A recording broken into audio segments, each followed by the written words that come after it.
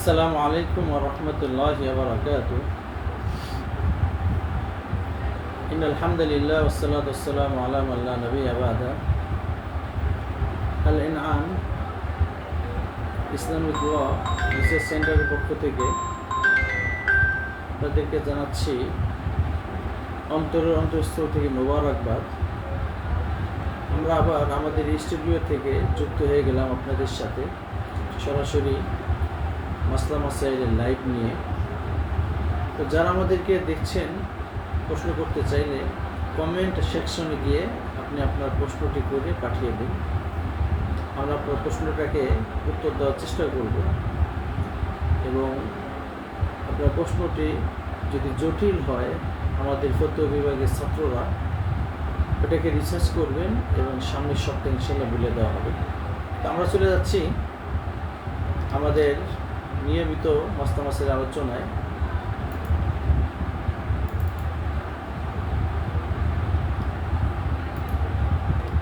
আমাদের কাছে এক ভাই জানতে চেয়েছেন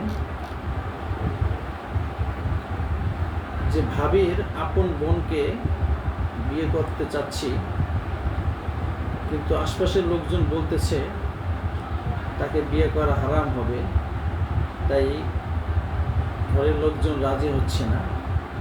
এটা বাস্তবতা আছে কিনা? এর উত্তর হলো, ভাবিকে যখন আপনার ভাই বিয়ে করেছেন, বিয়ে করার পরেও ভাবির সাথে আপনার পরিপূর্ণ পর্দা রক্ষা করতে হয় এবং আপনার ভাই আপনার ভাবিকে বিয়ে করার কারণে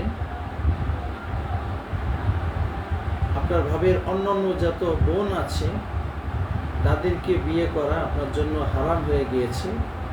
এই কথাটা যারা বলেন তারা শরিয়াতের জ্ঞান শূন্য বা শরিয়াতের মাসলা মাসাইল তারা জানেন না। শরিয়াতের দৃষ্টিতে ভাবির বোনকে বিয়ে করা কোনোভাবেই নিষিদ্ধ না। এটা অবশ্যই আপনি বিয়ে করতে পারবেন এবং বিয়ে যে করা যায় এটা সহজে আপনি নিজেও বুঝতে পারবেন। শরিয়াত যাদের সাথে পর্দা করা আবশ্যক করেছে তাদের সাথে বিবাহ বৈধ, তাই পর্দা করা আবশ্যক করেছে।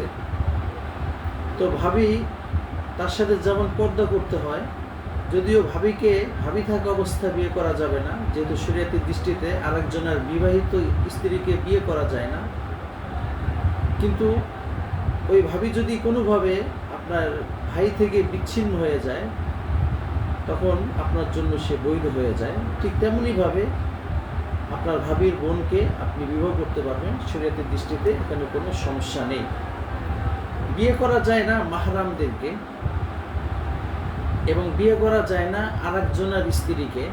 মাহরাম বলতে নিজের একান্ত আপনজন, নিজের মা, বোন, বোনের সন্তানাদি, ভাতিজি, খালা, ফুফু ইত্যাদি। এছাড়া যাদের সাথে শরিয়াতে পর্দা আবশ্যক করে রেখেছে তাদেরকে বিবাহ করা বৈধ এবং অন্যের বউকে বউ থাকা অবস্থায় এবং অন্যের তালাকপ্রাপ্ত স্ত্রী ইদ্যতরত অবস্থায় বিয়ে করা যায় না। সুতরাং এই সূত্র হিসাবে ভাবির বোনকে অনায়াসে বিয়ে করতে পারবেন। যারা তাকে বিয়ে করা হারাম মনে করছে তারা অবশ্যই শরিয়াতের জ্ঞান শূন্য ছাড়া কিছুই নয়। একবার জানতে চেয়েছেন, ফরজ নামাজ শেষ করে আমাদের ইমাম সাহেব পিছনে চলে যায় বা কখনো রুমে গিয়ে নামাজ পড়ে, এটা কি সে করতে পারবে? সুন্দর জিজ্ঞাসা করেছেন যে একজন ইমাম সাহেব সে ফরজ নামাজ পড়ার পরে তাকে কি ওখানে দাঁড়িয়েই সুন্নত আদায় করতে হবে? এটা কি তার জন্য আবশ্যক? শরিয়ত বলে না। ফরজ নামাজের পরে নফল নামাজ এবং সুন্নত নামাজ এর উত্তম স্থান হলো নিজের বাসা বাড়ি, অর্থাৎ ফরজ নামাজ ছাড়া অন্যান্য নামাজের জন্য উত্তম জায়গা হলো নিজের ঘর। তাই ফরজ নামাজের আগে যে সুন্নতগুলো আছে এগুলো কেউ ঘরের থেকে পড়ে আসতে পারে, কোনো সমস্যা নেই।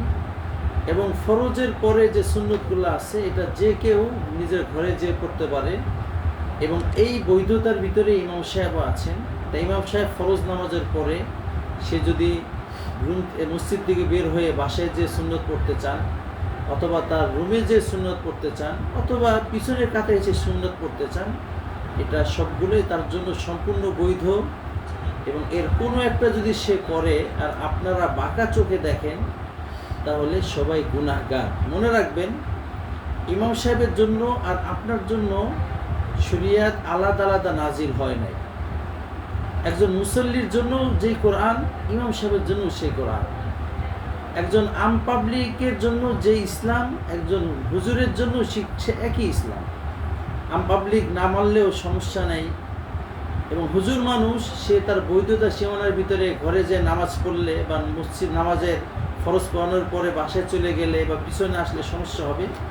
এটা অবশ্যই আম পাবলিকের হুজুরদেরকে বাঁকা চোখে দেখা, এদেরকে কোণঠাসা করে রাখারই একটা মন মানসিকতা ছাড়া কিছুই না।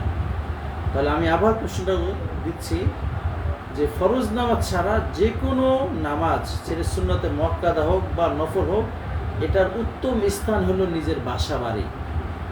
এখন আগের সুন্নত হোক পরের সুন্নত হোক, যে কেউ, এমনকি ইমাম সাহেবও চাইলে নিজের বাসায় যেও করতে পারে। এখানে বাধা দেওয়ার মতন কারো কোনো সুযোগ নাই, বাঁকা চোখে দেখার সুযোগ নেই।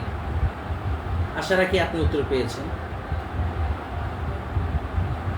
একজন ভাই জানতে চেয়েছেন যে মুসলমানরা কি সেলুনে কাজ করতে পারবে? সেলুনের কাজ করা এটা কি মুসলমানদের জন্য হারাম? সুন্দর প্রশ্ন করেছেন। সেলুনের কাজগুলো, সেলুনের পেশাটা গ্রহণ করা সরাসরি আমরা এটাকে হারাম বলতে পারবো না। এটাকে বৈধতা, এটা বৈধ কাজ। তবে সেলুনের ভিতরে কিছু কাজ আছে যে কাজগুলো অবৈধ। অর্থাৎ মানুষের চুল কাটা পেশাটা, এটা অবশ্যই বৈধ একটা পেশা। কারো চুল কেটে দেওয়া এবং তার অন্যান্য চুলের সাথে যেইগুলো কাটা বৈধ আছে শরিয়াতে, সেইগুলো কেটে দেওয়া এবং তার কাছ থেকে বিনিময় নেওয়া শরিয়াতে কোনো নিষিদ্ধ না। এবং আপনারা জানেন, যারা হজ করতে যান, হজ করার পরে তাদেরকে মাথার চুল কাটতে হয়, হয়তো টাক হইতে হয়, তা না হলে 1 কর পরিমাণ চুল কাটতে হয়। তো হজের পরে অসংখ্য সেলুনাররা ওখানে হজের স্থানে আশপাশে আছে, যারা নাকি হাজী সাহেবদেরকে চুল কেটে দিচ্ছেন, বিনিময়ে 5 রিয়াল 10 রিয়াল করে নিচ্ছেন। এবং ওখানে অসংখ্য সেলুন আছে শুধু হাজী সাহেবদের চুল কাটার জন্যই। এখন সেলুনের পেশাটা, এটাকে সরাসরি আপনি হারাম বলার কোনো সুযোগ নাই, এটা একটা হালাল পেশা। তবে সেলুনের পেশার মধ্যে কিছু কিছু কাজ আছে যেগুলো হারাম, এবং হারাম কাজের সাথে সহযোগিতা যে করতেছে অতটুকু তার জন্য হারাম হবে, এবং অতটুকু হারামের জন্য পুরো পেশাটাকে আমরা হারাম বলতে পারবো না। কেউ যদি হালালের সীমানার মধ্যে থেকে সেলুনের পেশা গ্রহণ করতে চায়, সেটা অবশ্যই বৈধ আছে। এখন সেলুনের পেশার মধ্যে কি কি কাজ করা যাবে না, তার ভিতরে 1 নাম্বার, দাড়ি কাটা যেমন হারাম, কেউ কারো দাড়ি কেটে দিয়ে তাকে সাহায্য করাও হারাম। শরীয়তের দৃষ্টিতে যে কোনো হারাম কাজের সাহায্যকারীও সে হারামই কাজ করলো। তো আপনি সেলুনের পেশার ভিতরে একটা হারাম কাজ হলো এই দাড়ি কেটে দেওয়া বা দাড়ি ছেটে দেওয়া। 1 মুষ্টির দাড়িটা 1 মুষ্টি, অর্থাৎ এভাবে আপনি ধরলে 1 মুঠ পর্যন্ত হতে হবে, এর ভিতরে দাড়িটা কাটা শরীয়তের দৃষ্টিতে নিষিদ্ধ। যেহেতু আল্লাহ রাসূল সাল্লাল্লাহু আলাইহি ওয়াসাল্লাম বলেছেন, আউফুল লুহা, তোমরা দাড়িকে ছেড়ে দাও, এবং মুছকে খাটো করতে বলেছেন। এবং দাড়িকে ছেড়ে দাও মানে দাড়ি কেটো না। এবং আলী রাদিয়াল্লাহু ওমর রাদিয়াল্লাহু আনহু বর্ণিত, তিনি 1 মুঠের পরে যে কাটতেন, 1 মুঠ পর্যন্ত রাখতেন। এই হিসাবে আহলে সুন্নাত ওয়াল জামাতের হলো এটাই, দাড়িকে লম্বা করতে হবে, এবং এটাই শিয়ারে ইসলাম।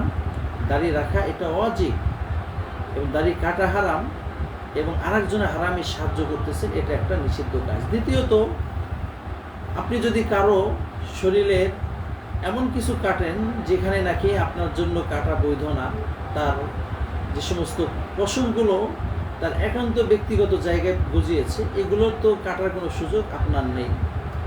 দ্বিতীয়ত, কোনো মানুষ যদি এসে আপনার কাছে চুল এমন কোনো স্টাইল দিয়ে কাটতে বলে যে স্টাইলটা হাদিসে সরাসরি নিষেধ এসেছে, তাহলে ওইভাবে তো কাটা মাকরুহ, এই মাকরুহ কাজে আপনি সহযোগিতা করতেছেন।